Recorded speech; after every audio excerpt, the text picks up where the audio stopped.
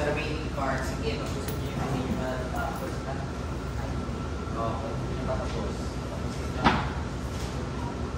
Okay. Ano ang difference nito sa other types ng mga conventional power plants natin? So, let's say meron sa inyo magde-design ng thermal power plant, may magde-design sa inyo ng geothermal, may magde-design sa inyo ng biodiesel or biomass, may magde-design sa inyo ng hydro, ng tidal, pare-parehas lang ang kailangan nyo gawin. Yung first part, hindi nyo na actual design doon. Sabihin natin, let's say, hindi kayo magde-design yung size ng blade, yung tower, hindi nyo gagawin yan. Ang de-design nyo na is yung after ma-convert yung energy, sabihin natin weak energy, to mechanical. Pagdating ng mechanical, dun yung simula ng design nyo. Yun yung electrical design. Mechanical hanggang electrical na yun. Kung sa thermal power plant tayo, yung heat energy lang ang kailangan mo hanggang pumasok doon sa turbine mo para maging electrical siya. So doon sa part na yun, yun na yung design mo. Kung geothermal ka, kung nag-design ka ng mga sizes doon, okay lang.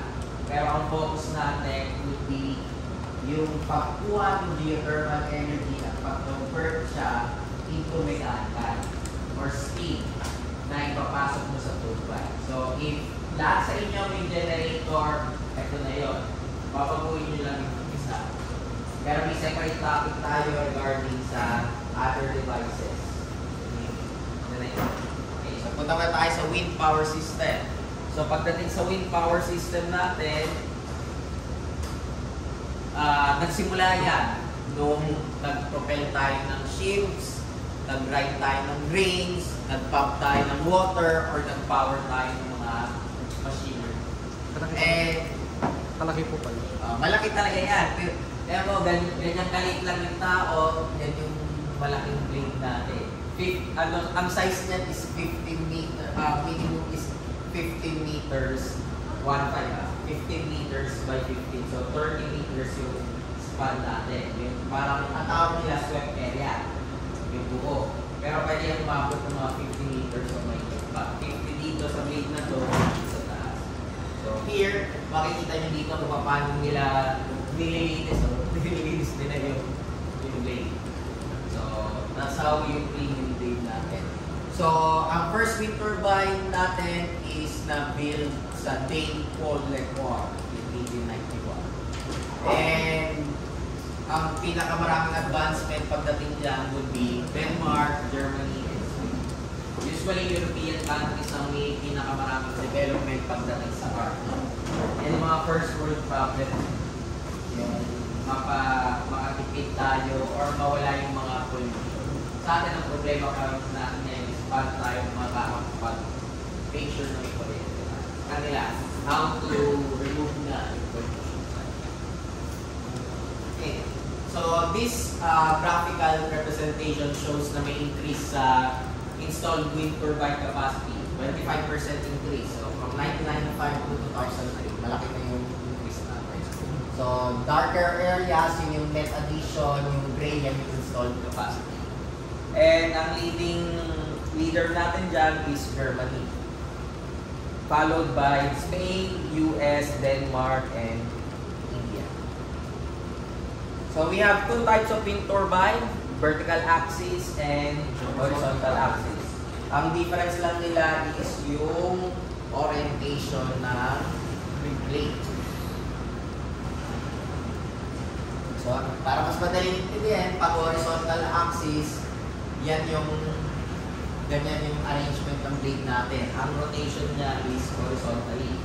Pag vertical axis or kanyang rotation is pag vertical. Okay. So meron tayong two types ng horizontal axis, upwind and downwind. Anong difference nila? Upwind, tumatakas sa blade, sa harapan. Ang downwind, sa likod. Dati, nagkakaproblema tayo sa horizontal axis, kaya tayo nagkaroon ng vertical. Vertical axis kahit anong direction. Pero may mga improvement na ngayon pagdating dyan. Yung nacelle or yung kung saan nakakabit yung generator sa gearbox, pwede mo nang i-rotate. Okay? Kung let's say, gumagamit ka ng upwind na horizontal axis, kung naka-orient sa north yung wind, pwede natin i-reorient yung ating nacelle para hindi siya tumama sa likod at sa harap siya tumama. Okay? So yan yung mga different types natin. Pwede yun i-adjust manually. I-adjust manually. Dati ina-adjust manually yun. Ngayon, syempre may automation ka na, so automatic na yun. Pag naglalagay lang sila ng tinatawag natin parang wind vane. Alam niyo yung wind vane? Okay. Yung may karaniwan yung sa tuktok merong Manok. Manok siya. Yung may manok. Tapos kung saan yung direction ng araw, dun yung wind direction natin. Parang compass, yeah. Parang compass. So lalagyan mo lang siya ng compass para yung mismong nacelle natin, ma-re-orient natin.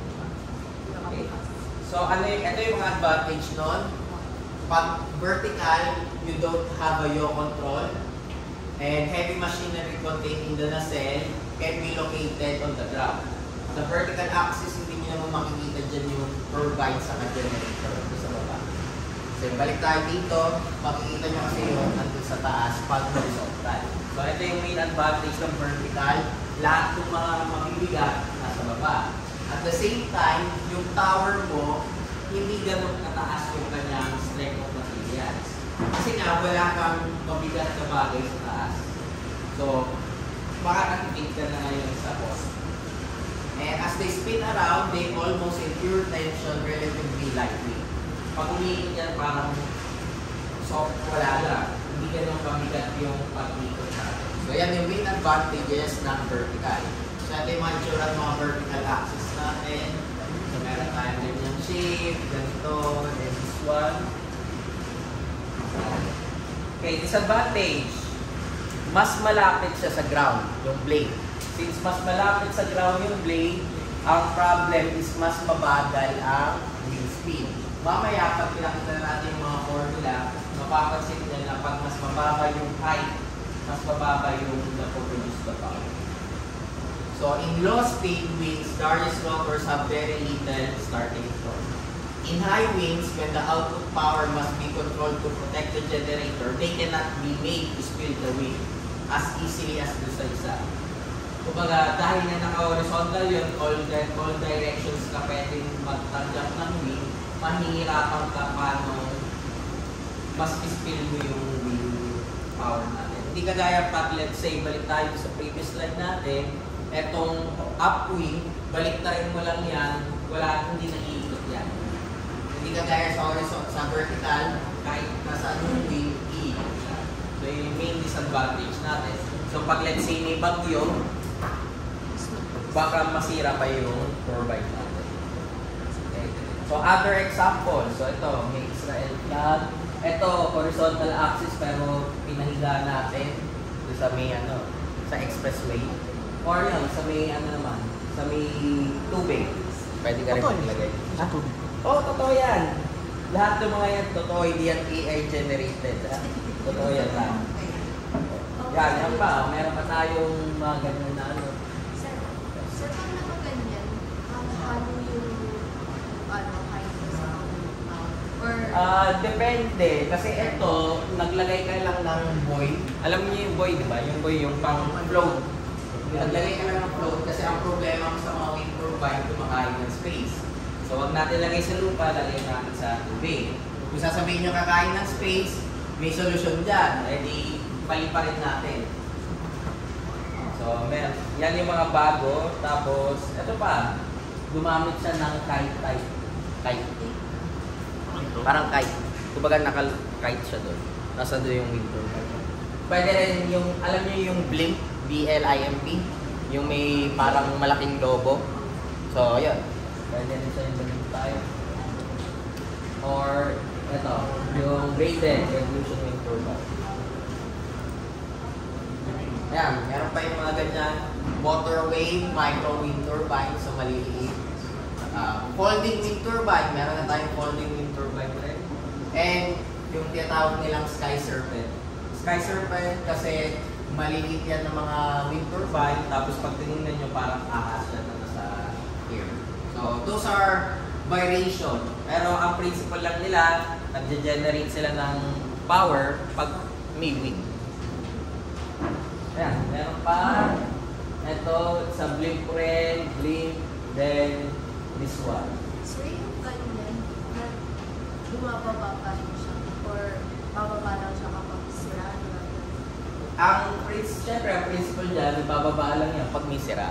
Pag hindi yan sira, syempre doon yan sa taas. Possibility ba sir na malinaw sa Hindi ko man. Ha? Yung parang maligaw siya. Possible na? malinaw sa air? Possible ba? Pag kite type, ang kite meron yun, parang may tali. So wala kang problema. Pag ganitong mga blimp, may tali yan eh. Kasi siyempre, paano mo masisigurado makapag-generate ka ng power? So kailangan meron niyang connection pa rin pa Mataas to. yung distance niya sir sa taas ng. Hindi mo pa siya doon In that case naman, kahit naman mahaba yung length mo, maliit naman yung area mo. So punta ka lang dun sa formula ng resistance. Pwede mo lakihan yung area pala para lumito yung resistance. So yun no. Hindi yan parang tali lang ha. Malaki, medyo malaki yan ha. Wire yan eh. Hindi pwede yan tali. Pag tali yan, mataas yung resistance niya. Bali sir, sa baba ng generator naman sir. Oh, pwede na sa baba yung generator, pwede na sa taas yung generator. So for this case, since itong part na to, ano naman yan, vertical axis yan, pero hindi gala. Yung generator yan, wala doon. Maybe nasa separate area. Okay. So ganito rin dito, malamang sa malamang yung generator nun, either nandito sa portion to or nandito sa kabilang. So, regardless, wala namang problema pagdating doon sa ganung aspect. Or ito, sa Bahrain. Pag gusto nyo pumunta ng Bahrain, yung meron silang tatlong 29-meter wind turbine na nilagay nila sa bridge.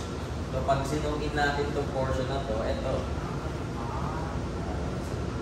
Yan yung wind turbine natin. Horizontal axis naman yan. Okay? Then pwede naman sa UK, nilagay nila sa tubig. Yan yung tatawag nating offshore na wind turbine. Sa Taiwan, meron din ganito. Sa area na malapit sa China, papuntang China. Doon kasi yung mataas yung wind speed. Kaya hindi masakop-sakop ng China yung Taiwan dahil yung strait doon, mahirap ipasok yung ship. Pag pinasok nila yung mga ships nila doon, baka pagpasok pa lang nila, ubus na sila dahil nga doon sa strait. Or nakapag-prepare na yung Taiwan. Kaya, ano lang yan, pag may nababalitaan kayo karaniwan doon, tinatakot lang yun. Or may nangyayari gulo sa China, so para ma-appease yung tao, gagawa sila ng malaking noise. Karaniwang ganun yun. Ganun yung mga cases nila. Yan. Yung kabaliktaran ng horizontal, yung vertical naman, ito yung kanilang type, upwind and downwind. Sinabi ko naman kanina yung difference nila. Upwind sa harapan, ang downwind sa ikot. Ang kailangan nyo lang talaga dyan is yung yaw control para masigurado mo na yung blade nakaharap doon sa atin.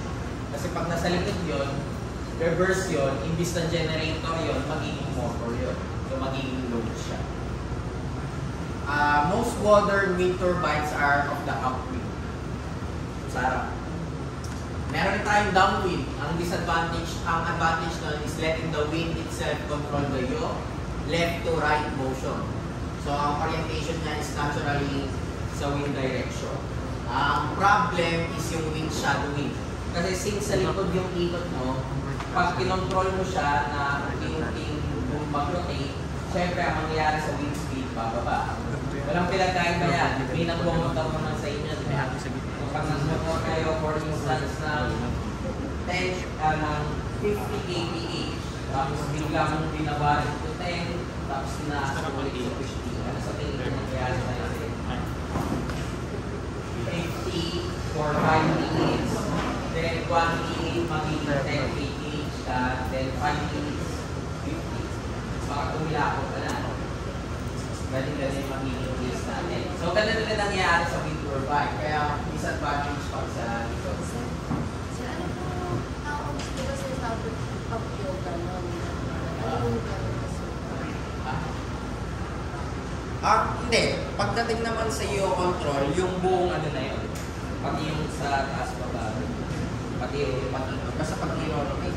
Yung yaw kasi, yun yung, pwede mo sabihin, yung location, kung nasaan yung mismong generator mo. Balik lang. Yung part na yan. Hindi parang gearbox din siya. Yung parang gearbox, pero hindi siya talaga yung gearbox. Okay. Other type of wind turbine, horizontal. Okay.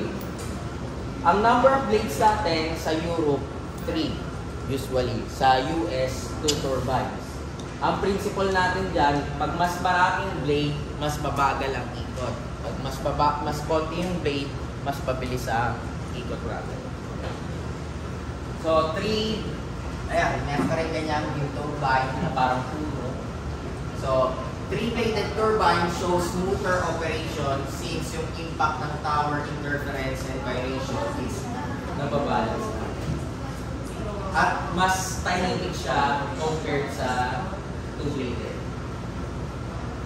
The third blade does add considerably to the weight and cost natin. And it is somewhat difficult to hoist up the nacelle during construction or blade replacement pag 3-bladed. Mas mahirap. Okay. So ito yung mga paraan para magawa yung mga wind turbine natin. So here, ito ay isang offshore 3 megawatts na tower yan. Isa lang yan. Denmark. Isa lang. Yung isa 3 megawatts. So kung kailangan mo ng 30 megawatts, kailangan mo ng 10 yan. Ito naman sa kabila, bawat isa dyan is 6.15. Ito yung pwede natin sabihin most powerful na offshore wind turbine sa main Belgium na. And yung nag-develop is yung RE Power System. So 6.15 megawatts bawat isa. So kung may makita kang 10 niyan, 61.5 megawatts. Sa baba naman generator lang siya. Ha? Sa baba naman generator. Yung generator. Sa taas pa rin, hindi mo pwede ilagay sa baba. Kasi tubig yan. So sa taas pa rin yung generator. Ang nasa baba lang is yung kanyang cable. Para ma-transfer mo yung electricity. But sir, di ba sa mga ganyan sir, halimbawa, puro mga ganyan sir. Puro horizontal. Ganyan sir. Puro turbine sir, tapos meron sa tabi nila sir, substation. Pwede nasa tabi nila kung nasa onshore ka. Pag offshore, malamang nasa land area yon. Kaya kailangan mo consider yung wire papunta doon. Sir, yung mga ganyan nakalutang or Naka-fix yan. Hindi pwede nakalutang. Although may mga nakalutang, may mga cases nakalutang. Pero iba yung configuration pagdating. Pero ito is naka-embed sa... And ito yung pag-replace natin ng kanilang turbine or ng kanilang generator. Ito yung pag nag-build ka, paano mo i-build. So, by parts yun. So, ito yung mismong tower natin. Sir, yung yung parang main, yung center nila sa ilalim. Yung parang main nila sa ilalim. Yung alin? Ay, parang yung control system nila na sa Hindi. Pag ang pinag-usapan natin is ito, yung vertical axis natin, nasa taas. Yung horizontal axis lang yung nasa baba. Ito, palagi nandito sa taas. Kaya makikita nyo dito sa figure na to, pag binuksan mo yung sa taas, ayun yung ito yung motor. So, sir, kung mag-a-apply ka as electrical engineer, dyan ka naka-base or sa ibang Siyempre, hindi ka dyan. Kumbaga, pupuntahan mo lang yan pag may mga site inspection, pag maintenance, etc. Pero, hindi ka pwedeng yung office mo hindi pwede dyan. Kasi babalik, if you read yung PPT natin, naka-upload aside from this one, di ba nakalagay doon na isa sa mga problema ng mga wind power is maingay. Kasi ang pangit pero yung masayang katabi mo wind turbine. So, every time na umiikot yun, may maririnig ka nyo. Pag malapit ka, tapos pag-gising mo, ulit mo makikita yun. Okay? And ito naman, pwede tayong 2 blades. So 2 blades. 2,500 kilowatts. Pwede rin 1 blade. Ito 1 blade. Isang blade lang. Ha? Siyempre, hindi naman nila gagawin nila para magkaroon.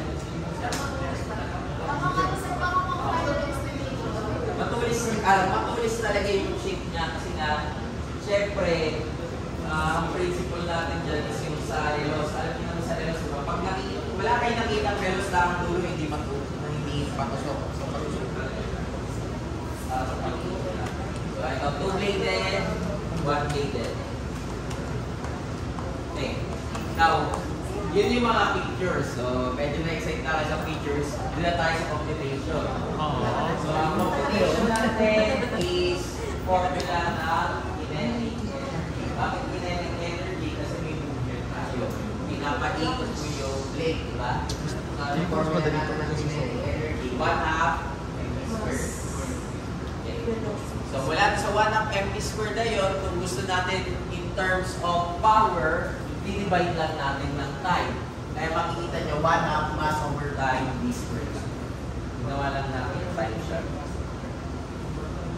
Okay. Now, yung mass natin dito is actually based sa air density. So, pwede natin gawing mass flow rate siya.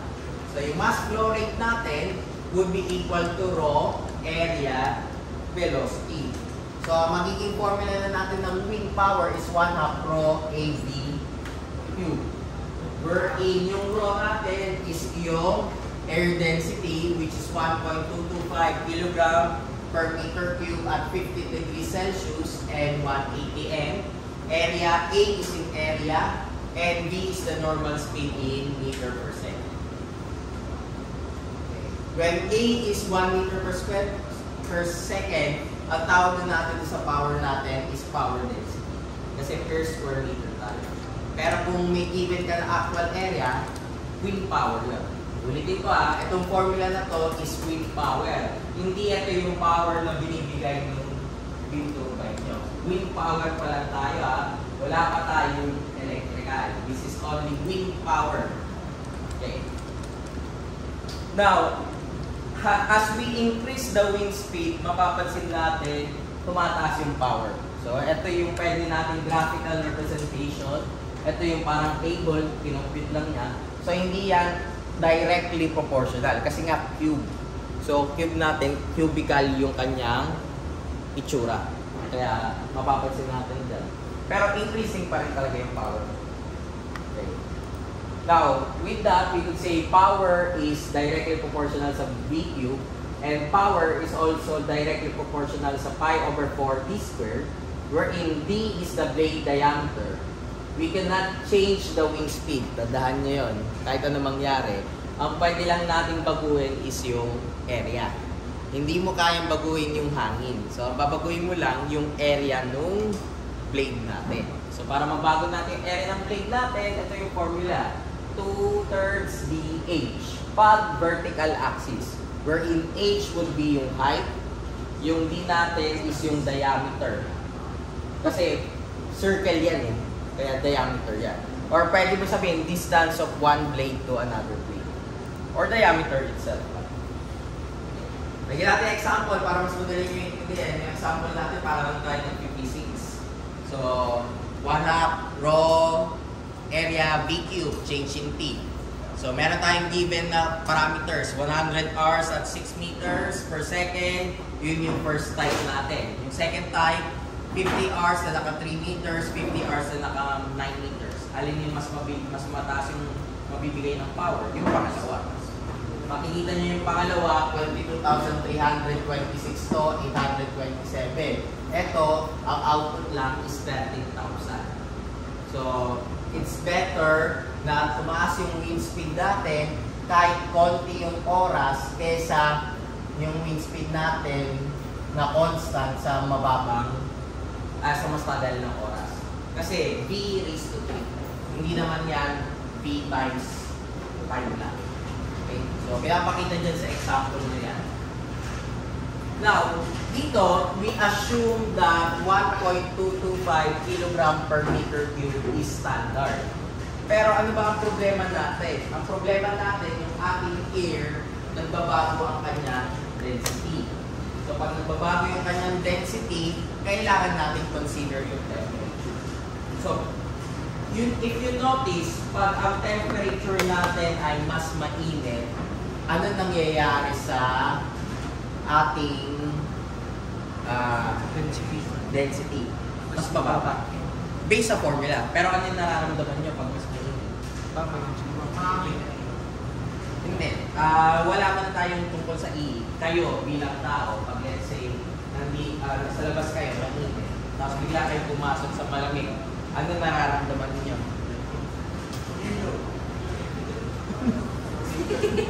Diba, isipin niyo, parang pag pumasok kayo, parang yung hangin parang mabigat. Pag sa loob, di ba, pag malamig. Paglabas nyo, parang walang hangin. Kasi nga, yung formula, yung temperature natin nasa baba. So, pag nasa yung temperature, bababa yung density. Pag binaba mo yung temperature, tataas yung density. So, kaya pag malamig, parang ang sarap sa pakiramdam. Kasi, kumbaga, yung tumatama sa inyo, magaan. Pero pag lumabas kayo, mainit, parang ang bigat. Kasi parang bigat, parang ang bilis nung tumatama sa inyo. So, yun yung reason natin. Okay? So, dadagdag ko na yung temperature, ano yung effect. So, ito ay example. Sabihin natin, binago natin siya, bumaba siya ng 5%. From 1.225 naging 1.1615 siya. Okay. This table shows varying temperature, ano yung kanyang density at saka ratio. So, you could see na mas malamig, mas mataas yung density. Mas mainit, mas mababa yung density. Okay. Kaya sa buong mundo, hindi pantay-pantay yung air density natin. Kaya parang pag nasa Europe ka or European country, ang sarap sa pakiramdam. Pag nasa Pinas ka, masama sa pakiramdam. Dahil sa bigas. Managit na marami ka pa. Now, aside from that, so pinag-usapan natin, unang makaka-apekto ng wind speed nyo is yung density because of temperature. Isa pa sa makaka-apekto is yung inyong height mula sa lupa. Kaya di ba makikita nyo na pag nasa taas kayo ng bundok compared mo pag nasa baba, parang ang hirap huminga sa taas. Pero ang taas ang bilis nung hangin, di ba? So ito yung rason natin. Hindi nyo i-derive yan ha. Wala tayong pakialam sa derivation dyan. Ang gagamitin nyo lang ito huli. Yan. Pinapakita lang natin yung proof dyan. So, yung magiging power nyo, output power nyo is dadagdagan nyo pa ng constant na e raised to negative 1.185 times 10 to the negative 4 H. Yun yung dadagdag nyo sa output power natin. Kasi itong P sub O, in-assume natin na at 1 atm. Yung E na yon, nilipat natin sa mas mataas na area. Okay. So here's an example. Ano mangyayari pag binago natin yung kanyang elevation as well as yung kanyang temperature. So, 15 degrees Celsius, 0.967 at 5 degrees, 1 kilogram.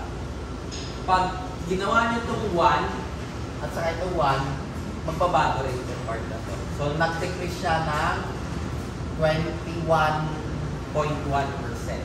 Kasi 0.789. So, nag-decrease ka ng 21.1%. So, habang tumataas ka, bumababa yung pressure.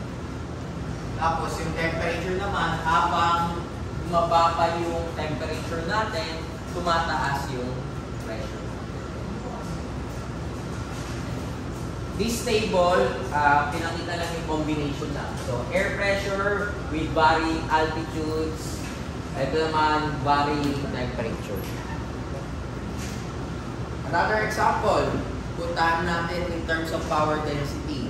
So, nag-apply tayo dito ng 1 kg, direct substitution, 500 watts per square meter. Another impact sa design ng wind turbine is yung power height.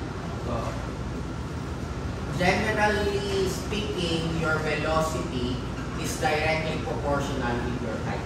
Pero nag-apply tayo ng alpha. Yung alpha natin is friction coefficient. Itong formula na nakita nyo dito, ito yung ginagamit sa US. So, velocity is directly proportional sa height. So, kung ang ratio natin dito is 1, ang ratio natin dito is 1 raised to alpha. So, this would be the effect. Pero sa US yan. Pag ginawa natin other countries, nilalagyan mo lang ng natural logarithm. Tapos, imbis na alpha yun, ginagamit naman natin Z. Yun naman yung roughness length. So, ito yung mga example ng friction coefficient natin. Depende kung nasaan ka. Large city, small town, smooth, hard ground, scum weather, etc. Ito namang part na to, ganun rin. Pero in terms of roughness length. So, ipapasok lang natin siya directly doon para makuha natin yung bagong velocity. So, pwede mo rin siya ipakita in terms of graphical representation. Makikita natin dito habang tumataas si alpha, yung ating wind speed ratio is tumataas at mas mabagal yung pagtaas niya with regards to height. Kaya kung gusto mo na hindi ganun kalaki yung effect nung height mo, lalagyan natin ng friction coefficient. Ganun rin sa kabila. Yung power ratio rin natin, matagal yung pag-akyat pag meron kang varying na coefficient. So we assume here that a reference height of 10 meters, which is commonly used sa anemometer. So ano ba yung anemometer? Yun yung device na nag-measure ng wind speed. Wind vane is in direction. Yung wind vane yung wind direction yun. Yung anemometer, wind speed. Okay, another example. So, an anemometer mounted at a height 10 meters above a surface with crops, hedges, and shrubs shows a wind speed of 5 meters. Estimate the wind speed and specific power in the wind at a height of 50 meters. Assume 50 degrees Celsius and 1 atm of pressure. For this case, alpha is 0.2 from 15 degrees Celsius and 1 atm. The air density is given. The wind speed at 50 meters is equal to this one, 6.9. And yung ating power is 201 watts per square meter. Kung ang ginagamit natin ay 50 meters. Pag ginamit natin yung 10 meters, which is 5 meters, ang output lang natin is 76. Yun yung rason kaya matangkad yung wind turbine nyo. Bakit hindi nyo lang kasing tangkad yun? Kasi nga, babalik tayo sa sinabi kanina, pag mas malapit ka sa ground, mas mababa ang wind speed. Kita nyo naman yun, di ba? Pag naglalakad lang naman kayo, bakit yung ulo nyo yung tatamaan ng hangin? Bakit hindi yung pakaan? Kasi mas mataas yung ulo nyo. Di ba? Hindi naman yung ulo nyo nasa baba, nasa taas yung ulo nyo.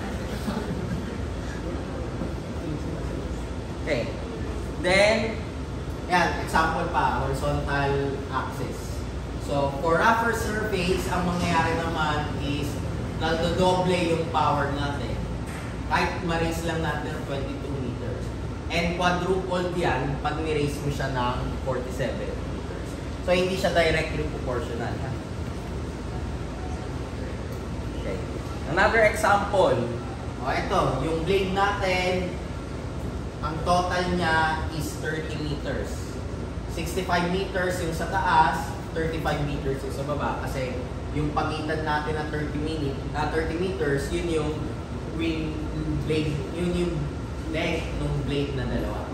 So ang tanong, ano yung tinatawag nating ratio ng specific power? So gagamitin nyo lang 65 over 35 raised to 3 times 0.2, wherein 0.2 is your coefficient, friction coefficient. So, 1.45. Ano ibig sabihin nito? Kung meron akong output power na 1 watts, pag tinaasan ko yung aking wind turbine up to this height, 1.45 watts siya, hindi 1 watt. Yun lang ang ibig sabihin nung ating specific power ratio. So, pag ginawa ko itong 100, ano mangyari pag ginawa ko siyang 100? Hypothetically speaking, pero hindi naman pwede yun. 100, gawin mo lang yung H is 100. So, 100 over 35.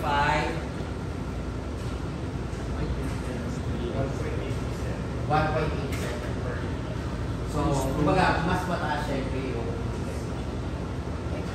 1.87.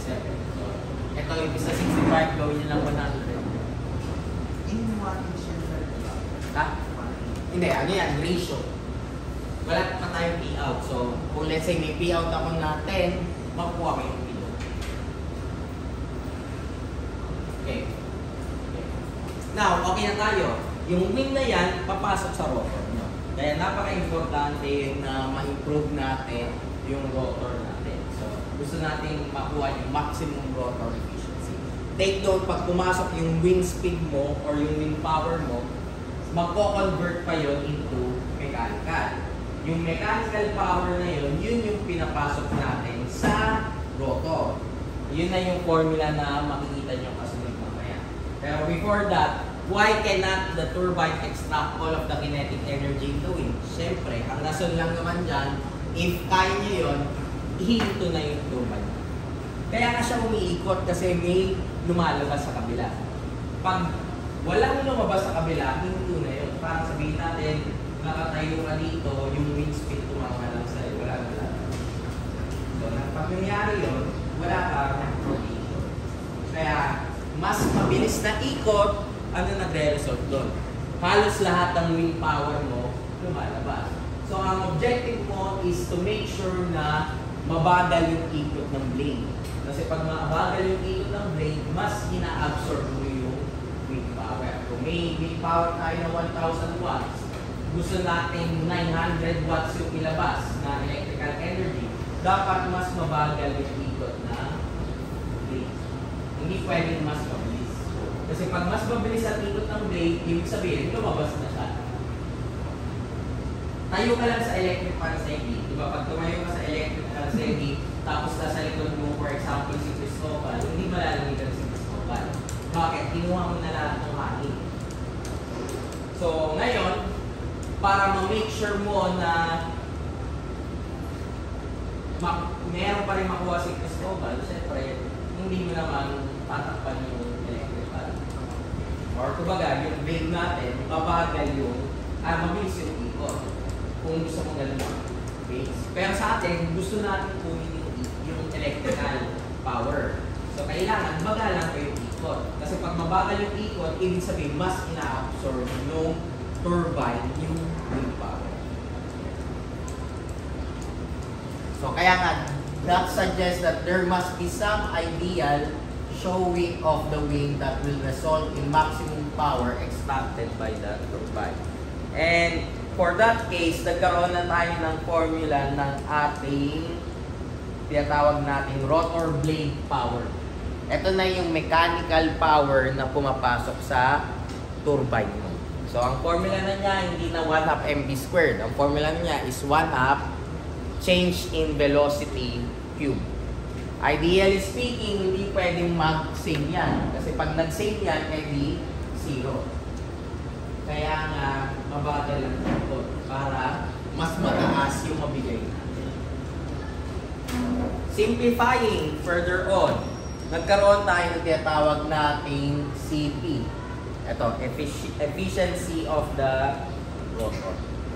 So, kung ayaw mong gamitin to, pwede ka naman directly na dito, yung CP. Lahat ng wind turbine meron ganyan. Mas mataas na CP, ibig sabihin, mas marami ka nakukuha na rotor power. So, rotor power na tayo, So, yan yung pumapasok sa rotor. Okay. And with that CP, as you vary the change of velocity, yung ratio niyan, makikita niyo yung CP natin is bumaba pa. Ayaw natin na yung BD over V is 1. Gusto natin as much as possible, mababa siya, pero hindi sobrang baba. So, around this point. Ang tawag na natin doon is yung Beck's law. So, lahat ng wind turbine merong ganyang curve. Inaanap mo yung kanyang maximum power, which is around 0.4. We call that Beck's law. Okay. Meron rin tayong tinatawag na tip speed ratio. Ano naman itong tip speed ratio? Ito naman is para ma-express natin yung wind speed natin in terms of rotor speed. Ang rotor speed natin is RPM. revolution per minute. Okay. So here, pinapakita natin na pag nagbabago yung ating pitch angle, may pagbabago sa ating speed. Okay. So commonly, doon sa mga graph na yan, yan yung magiging representation. Ang ideal case natin is yung Betz limit, yung nasa taas, ideal efficiency. Pero pag ginagamit natin yung 3-bladed ng American, ito yung ginagamit natin. Ito naman pag Darius, ito naman pag high-speed 2-blade, ito naman pag 3-blade. So makikita nyo yung limit niya pagdating sa efficiency natin, as well as yung tip speed ratio natin. So ang ideal scenario would be the high-speed 2-blade. Okay. So lagay natin sa example. So example natin ulit. Direct formula lang naman tayo. So 40 meters, 3-bladed wind turbine, wherein CP niya is 43%, produces 600 kilowatts at a wind speed of 14 meters per second. Rho is 1.225 kilogram per meter cube. Find the following. At what RPM does the rotor turn when it operates with a tip speed ratio of 4? And what is the tip speed of the rotor? If the generator needs to turn at 1,800 RPM, what gear ratio is needed to match the rotor speed to the generator speed? And what is the efficiency of the complete wind turbine? Blade, gearbox, generator. So, RPM, TSR times 60V over pi d. So, kailangan mo lang ng 26 revolution per minute. Or in terms of seconds, 2.2. Napakabagal yung ikot niyan. Kaya wala kayo nakikitang wind turbine na mabilis umikot. Pag may nakita kayong mabilis na umikot na wind turbine sa EV, tumakbo ka na.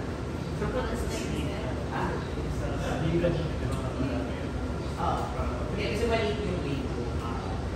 At saka wala ka namang gear doon. Ito may gear. Kaya, ang ikot lang niyan, 2.2 revolution per second. So, or pwede mo sabihin sa kada isang segundo, 2 beses lang ikot yung blade. Yung tip speed natin is 55.9. Very fast. Mabilis yan. Kahit convert natin sa kph yan, hindi ka magmumotor ng ganyang kabilis. Try mo magmotor ng ganyang kabilis, that is 200 kph approximately. Hindi mo kaya yan.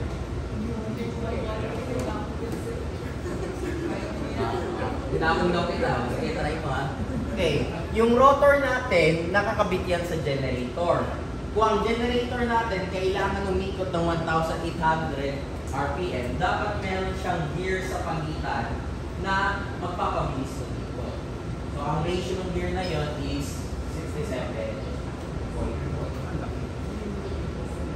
Gear ratio hindi yung size ng gear gear ratio. Hindi yung size ng gear.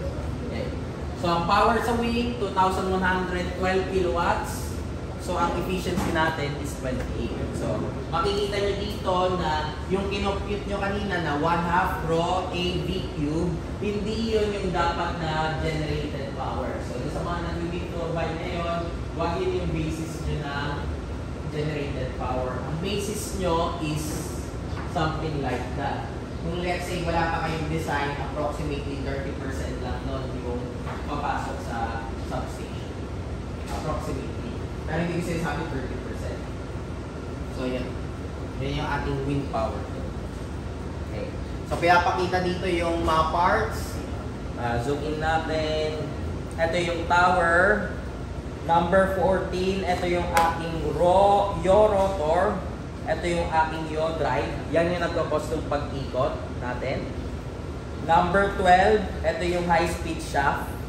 Kung nakita nyo yung AC machines, diba?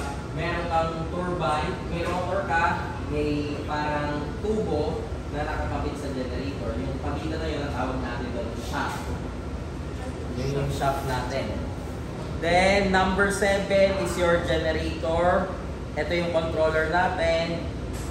Para ma-measure mo yung wind speed, naglalagay ka ng anemometer. Kaya may anemometer ka dyan. Then, ito naman yung ating blade. So, the efficiency of a complete wind turbine is 66%. Kasi bakit 66%? Meron kang conversion from mechanical from wind power to mechanical, then to electrical. So a large turbine will spin about 20 to 30 RPM, whose gearbox will have a factor of 50 to 70, and ang overall efficiency mo is 25 to 30%. So take note, yung nakuha nyo yung speed sa umpisa, hindi wind power, hindi yun yung electrical power. So let's say, pag nag-design na kayo ng wind power plant, yung demand forecast nyo is 1 megawatt. Yung 1 megawatt, balik natin dito, ito yon. Yan yung 1 megawatt. Etong nasa baba is more than 1 megawatt. Pero assuming lossless yung system mo. Tandaan mo yung system mo may losses pa yun. So, ang approach natin sa design, it's either we assume na lossless yun, which nangyari yung pag-distribution system, negligible na yun. Or, magsisimula ka sa load pattern. Kaya karaniwan natin, nung wala pa tayong mga bagong methods, ang ginagawa lang natin, load forecasting. Pagkatapos natin mag-load forecasting, yun yung mag-design kung magtatayo ba tayo ng generator. Okay? May questions? Nakasimakap na Joy, may question ba? Sir, yung CP.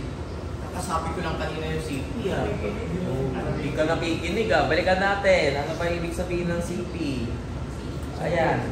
Efficiency of the rotor. Rotor efficiency. Okay. So ngayon, tinapos na natin ang gamang rotor. So marunong na tayo mag-design or dapat alam nyo na kung paano mag-design. Pero yung balikan yung notes. Ano lang yan? Mag-apply lang kayo ng standard.